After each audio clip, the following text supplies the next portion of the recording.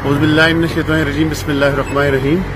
सबसे पहले मैं सूबा हज़ारा की बात करता हूँ कि आजकल जो मार्केट में फिर सियासी बेरोजगार आए हुए हैं, जब ये हमेशा इक़्तिदार में होते हैं उस वक्त इन्होंने चुप का रोज़ा रखा होता है। जब वहाँ से असम्बली से बाहर निकलते हैं, जब पार्लियामेंट से बाहर होते हैं, फिर इनको सूबा हज़ारा याद आ जाता है।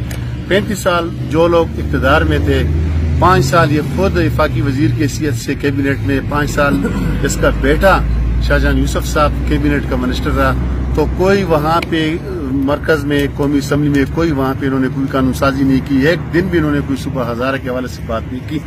आज जब ये बाहर निकलते हैं तो ये इनको फिर सूबा हज़ारा याद आ जाता है। सूबा हज़ारा पार्लियामेंट के अंदर बनता है, कौमी असम्बली के अंदर बनता है। इसके लिए हम रोल प्ले कर रहे हैं। इंशाल्लाह कल मंडे को शाम को भी हमारी मीटिंग है हज़ारा डिवीजन के मैंने ज़ेम की है इसकी, वहाँ पे आजम खान स्वाति साहब की क़यादत में, और फिर उसके बाद वज़ीर आज़म से एक मीटिंग होगी।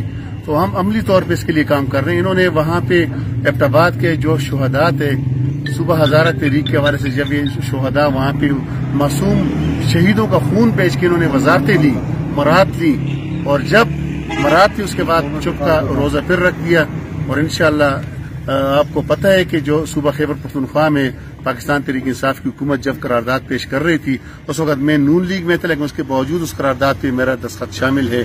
और आज कौमी असम्बली में भी मैंने और अली खान जदून साहब ने फिर ये करारदाद पेश की वहाँ पे, और ये जब पार्लियामेंट में होते हैं फिर खामोश, सिर्फ प्रोपेगंडों तक ये सिर्फ, चूंकि इन्होंने 35 साल जो कुछ किए, अभी अवाम बाशऊर हो चुकी है और अवाम जानती है। इसी वजह से अवाम ने इनको 2018 में बुरी तरह शिकस्त दी और इनको लोगों ने मुस्तरद कर दिया। अब अवाम मजीद किसी झांसे में आने के लिए तैयार नहीं है। जो लोली पापी दे सके, जो लोग यहाँ पे बच्चों को चटनी दे सके स्कूल का, वो सूबा हज़ारा दे देंगे। जो लोग अपने घर का सड़क नहीं बना सकते, 35 साल बाद मैंने उनकी घर की सड़क बनाई और बहुत बड़ा बोर्ड वहाँ पे लगा हुआ है मेरे नाम का। जो अपने घर की सड़क नहीं बना सकते वो जाके सूबा हज़ारा बना देंगे। फिर यहाँ फीडर के हवाले से देखिए, चतर और कोंच वैली के फीडर का मसला बहुत पुराना चलता आ रहा था। उस फीडर के हवाले से बार बार हमारे यहाँ पे मीडिया के लोग, हमारे सरकर्दा तमाम पार्टियों के लोग उनसे मुलाकातें करते आ रहे थे, लेकिन वो चतर का एक फीडर इनसे नहीं लग सका। जब मैंने यहाँ पे उसके लिए एस्टीमेट बनाया, प्रपोजल बनाया, फिर अल्हम्दुलिल्लाह आज उस पर काम शुरू है। उसके खिलाफ भी प्रोपेगंडे मैं हल्फन कहता हूँ, जिस तरह कह रहा है खुद यहाँ पे चतर के मकाम पे मैंने सोशल मीडिया पे इसको देखा है कि कहते हैं कि जी ये तो हमारा मंसूबा है। मैं अल्फन कहता हूँ ये साबित कर ले, अगर ये मंसूबा सरदार यूसुफ साहब का हुआ, मैं अल्लाह की कसम उठाता हूँ मैं उस दिन रिजाइन कर दूंगा अगर 1% इसका रोल इस फीडर में हुआ।